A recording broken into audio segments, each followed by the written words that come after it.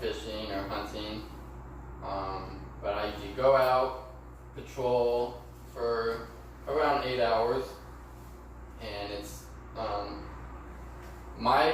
I'll kind of break it down to what I typically do. Is I work the west side of Stanislaus County, so I usually focus on the San Joaquin River and the California Delta and the Delta Mendota Canal.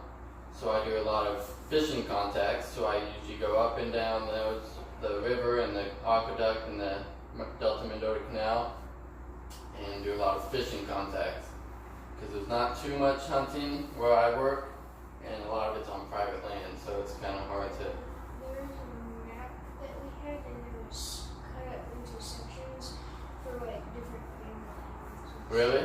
Oh, you got that too? Yeah. Yeah, so my squad is going to be Stanislaus County and Tuolumne County, and there's 3 in Tuolumne County and 3 in Stanislaus County, and we kind of break it up between western, eastern, and kind of central. So I'm the western one, but my whole squad is Stanislaus and Tuolumne County, and then I have a lieutenant that's in charge of all 6 of us. What are the 3 most important responsibilities of your job? 3 most important. So I would say, big one is protecting the resources. We have, like I said, we have a biological side that focuses on the regulations and why they're there, and so we kind of have a part in that by enforcing the laws that are protecting those resources. So we kind of look over that. Just being out in the field, I would say like community presence, just like doing stuff like this. We do a lot of interactive things that get us have a good side, and we're trying to promote hunting and fishing to the youth and everyone else that wants to get into it. And that also goes along with, we also teach a lot of hunter ed classes to kind of just get that teaching out there and get involvement from the public, because really without you guys hunting and fishing, we don't really have anything to do. Who do you think teaches hunting classes? These guys. We have a lot of volunteers do it, but then we come in and help out and teach a lot of the classes too, because we're out there in the field, so if you ever have questions, we're always there to answer, because a lot of people there's a lot of laws and regulations, and it's kind of hard to follow unless you know what you're fishing for or hunting for in the right area. So before people go out hunting and fishing, a lot of times they give us a call, and we give them a lot of advice. What technical skills do you need to do your job? So a lot of it is going to just be a lot of common knowledge, I would say. I mean, I'm a hunter and fisherman myself, and just knowing what to kind of look for is a big part of it. So, I mean, fishing, I kind of know when people are going to be out fishing, because if it's good weather or bad weather, which way the wind's going. Spawning seasons, a lot of bass start spawning this time of year, so a lot of people are bass fishing. Just knowledge on turkeys, and spring turkey seasons right now, so a lot of people are looking for those toms, and you got to know what the toms respond to and what calls to look for. And then a lot of it's verbal skills too, so it's a lot of talking to the public and just informing them on new laws and regulations that are up to date. I'd say those are probably the main ones for that, but it's nothing more than just common knowledge and knowing the regulations. Describe a recent problem on the job and how you solved it. Recent problem on the job. So I'd say probably the one that why I was a little late today is I was dealing with this one junior hunter, and he's new to hunting. This is his first turkey season, and he was going out there to hunt, but he wasn't too sure on the locations that he can and can't hunt. And at the time when I contacted him, he was in an area that you cannot hunt, but I worked him through, got him a map, and showed him the areas that you can and can't hunt, and then I kind of led him to the directions and gave him a lot of information on where you can hunt and what to look for, and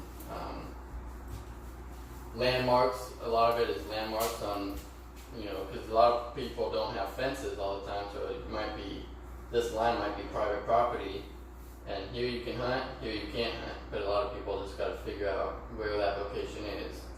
So I kind of just guided them that direction and led them into where you can hunt. What kind of information do you need to use, analyze, and or stay up to date on how you're doing your job effectively? So a lot of it is based on the hunting and fishing regulations. So those usually change. A lot of them are set in place, but bag limits and daily bag limits of hunting and fishing are constantly changing. So a lot of times you gotta just know what people are able to be taken, and so you gotta just kind of stay focused on that. Just read up to, we have a fish and game code. We also read the penal code that normal police officers read, because that's changing too.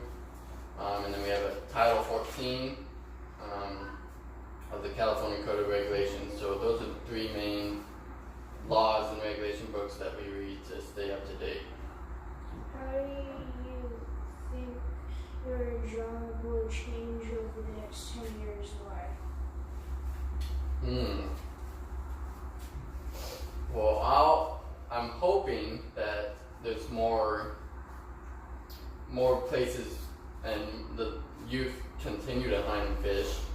So I'm seeing hopefully more people are out in the field hunting and fishing, and I'm kind of hoping that a lot of it's kind of turning over to private property now. But I think it's gonna eventually continue to increase and get back to where it kind of used to be in the older days, and where people would go out and hunt and fish for their food and be sustainable on that resource. Do you have a favorite park? Favorite park? Is that where I usually, favorite park that I work, or is it just in general? In general. In general? So I haven't traveled too much, but I would say the prettiest one and my most favorite is probably Yosemite, and because it's kind of close by, and it's I only went there once last year or maybe 2 years ago, but it was just beautiful when I went. There's a lot to do. There's a lot of scenery, a lot of hikes, and I just loved everything about it. A lot of activities going on. We've had a cabin in Groveland for the last 30 plus years. Did you My parents really? bought, and it's going up for sale this spring. Oh So man. it's out of the family. Dang, you But we used know it a Yosemite, lot? Yeah. Yeah. So You like Yosemite too then, huh? he probably hasn't. I don't think he's ever been. No? No. We almost took him to Yellowstone.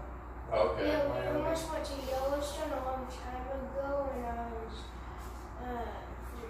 Oh, we went to 3 years Devil's. old. Devil's. But instead we went to Devil's Tower, which was really old volcano. Yeah. That's a sight. Oh, I and bet. And the top isn't even like a volcano. All it looks like is a rock. Really? All it looks like is a giant rock, and it's one of the steepest things to climb. You climbed the whole thing? No. That's a good hike, I bet. It's one of the hardest You get things. some good pictures though? Mm-hmm. I bet. That's awesome. Do you have a favorite animal? Favorite animal? I would say, my favorite that I've always liked, I grew up fishing, and salmon have always been a big interest of mine. And I really like Chinook salmon, the king salmon. I would go fishing with them. I remember good memories of fishing with my dad with them.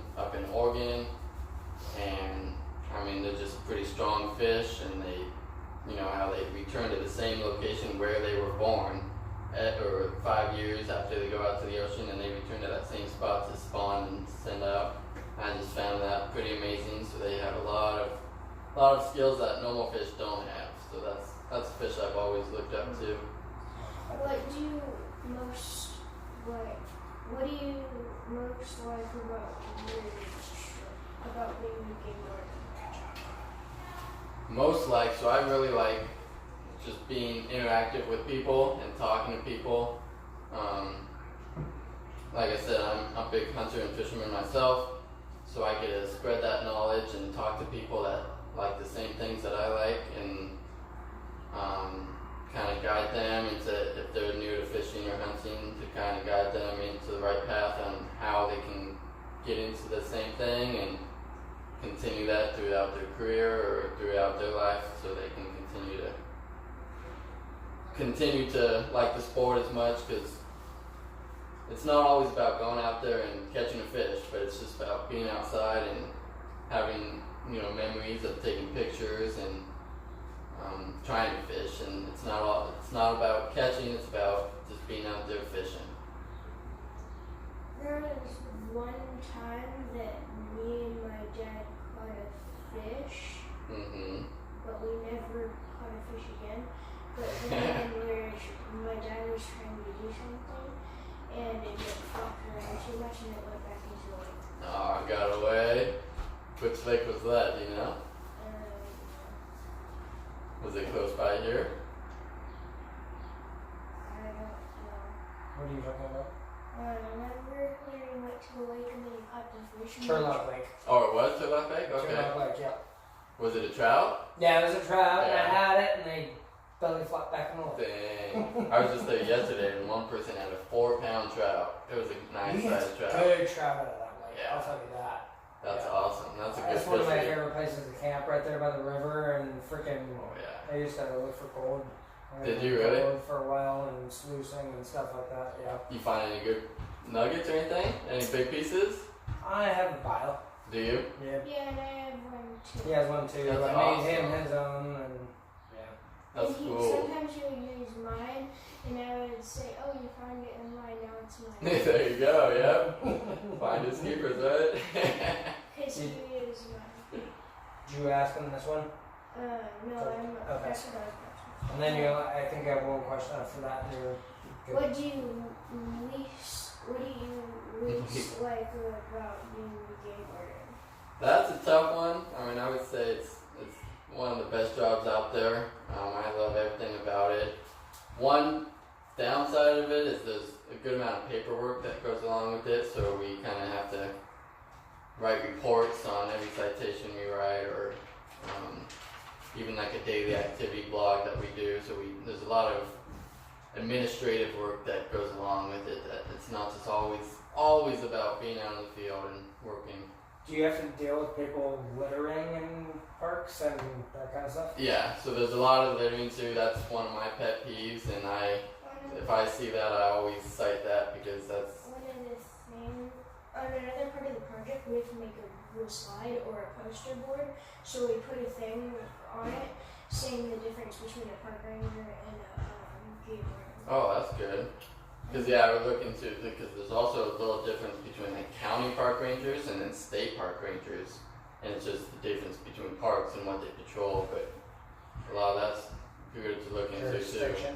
Yeah, jurisdiction on where they can patrol in areas. And Have you ever had to arrest anyone? I've made a few arrests. No fresh arrests. They've all just been people that have warrants that they haven't dealt with them. So I've just had to deal with that and get that solved with. But Oh, hold on. You have one more question. I changed it, remember? Oh, I was going to do that one, but this one's so much better. okay.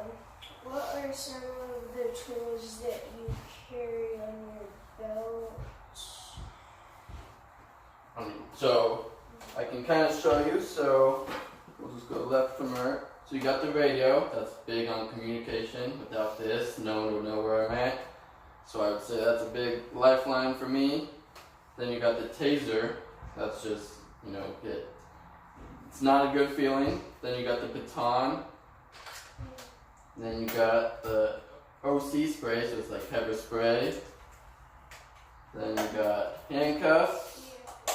My uncle, he gave me one of those books to show the people during the thing, and he gave me handcuffs. Really? That's and cool. He told me to put my hands behind my back and handcuff me. And then he didn't let you out? No, he did. Eventually. No, let him finish. Let him finish. I got just extra magazines for ammo. And then I got the gun, extra flashlight, key for the handcuffs, and then this is just an extra flashlight ring. And then I also always carry, just because we come across some crazy accidents and stuff like this. So this is a tourniquet. So if someone's bleeding a lot, you can put this on and it actually cuts off the artery. So they're not using that. This is like a micro shield face mask, so it's, if someone needs CPR, you can put that so it's no mouth-to-mouth contact. And sometimes there's diseases that get spread around and stuff like that. And then I always have regulation books, just extra knives, tape measure, because a lot of times the certain fish have to be a certain length to measure that. And I always carry gloves in my back pocket, just so I guess, again, to know if people are bleeding or something, you don't want to pass off all those diseases or contaminations. That's about it, but it kind of totals like 40 pounds, so it's a lot of weight always on your hips, but it comes in handy when you have it. My uncle told me that you guys also have bulletproof vests. Yep. Oh yeah, so that's, you can kind of see that. So that's that bulletproof vest. That's also big protection. A lot of it's safety. So whatever we carry, it just has to do with safety and protecting us. Because you can tell I'm not the biggest and strongest guy out there. And a lot of people I come in contact with are bigger and stronger than me. So these tools just help me if something does get a little haywire. That something has to be used. That's the purpose of all these tools that I carry.